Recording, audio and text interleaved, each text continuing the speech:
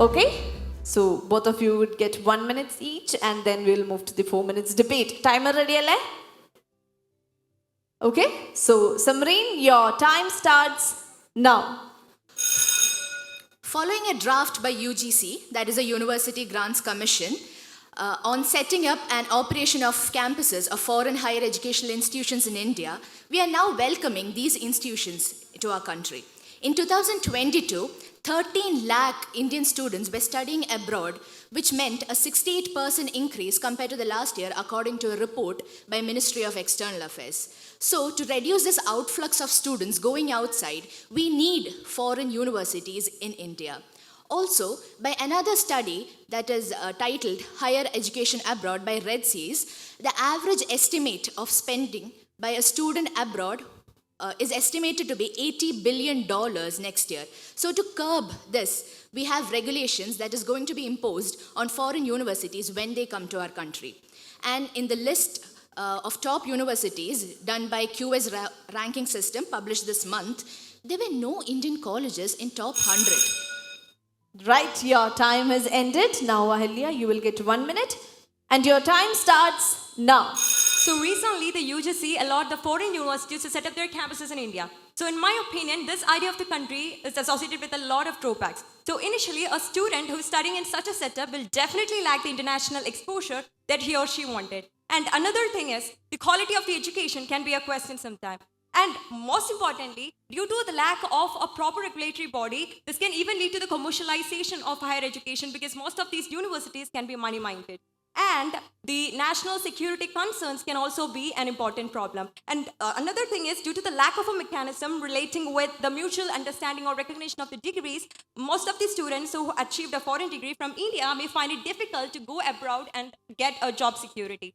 And this cost involved is also high, so it will be like mocking at the weakest of the students in the society because they may not be able to enter into it. So actually, I believe that this is like a double-edged sword, and it can never benefit the advent of these universities can never benefit the higher education system, but it can only turn out to be a nightmare. Thank you. Yes, Ahalya, your time has ended. Now we move to your debate session.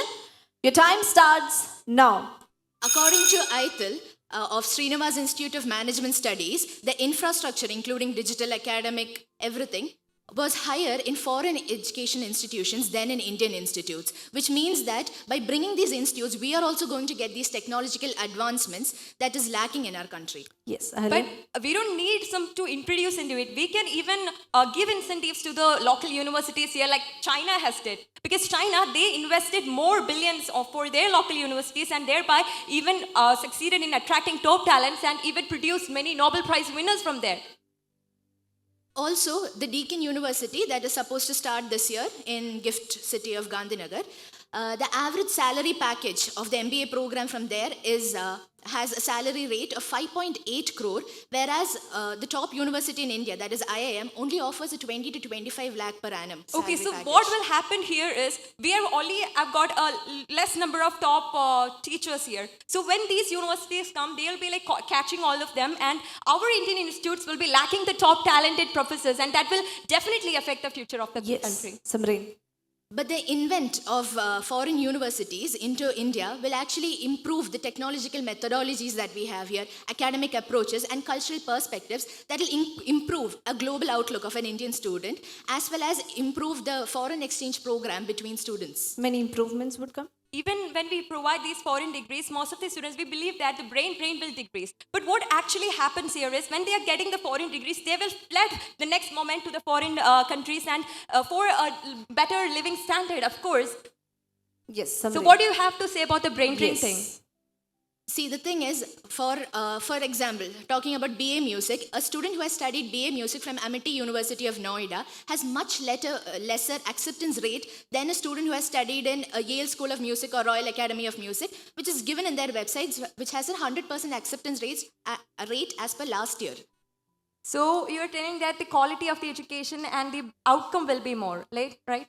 That is when I said, when we are providing more incentives and more advancement to our own universities, we can produce them from our own country and we don't need any help from them. And also many people think that the money involved will be less. But I don't think so, because the amount that will be to produce a standard that is equal to it in India will also be the same cost. Right. So there Invest more here itself. Okay, then talking about the gross enrollment ratio of India, it is 28.4%, which is much lesser than the global average of 40%, according to the survey done by Ministry of Education. So by introducing foreign universities, we can improve our enrollment ratio and reach a global level. Yeah, the enrollment ratio can be increased. Why we need someone to enter into a country and for that to increase the enrollment ratio? Why couldn't we just do something to our own country to make our own universities better, like China, Indonesia, etc. there? Yes, Samreen? Many courses like maritime engineering or Internet of Things are courses that are not given in Indian colleges but rather in Australian colleges. So if we introduce these colleges, campuses into our country, then the students have better options to study these courses and don't need to go more outside. academic options. But the regulatory thing is not that strong here. Because in many other countries, they'll be having a control over these foreign universities. But India, they are like giving the autonomy. And it will be equivalent to giving the East India Company a chance to trade with India, you know. Samreen? Okay, then the foreign universities like MIT, Harvard, etc. has an admission process of having applications written. Basically contains essays and their SAT scores, while we have a stringent competitive entrance examination, which is leading to a decline in the mental health of students and has led to 8% of suicides in last year, according to NCRB data. Because today we are living in a cutthroat competitive world. So we always need the better ones, right? Yes, so we've come to a conclusion. This was our first pair. Please do shake your hands before you leave the stage. Federal Bank Speak for India, Kerala Edition Season 8, in association with Mathrubhumi.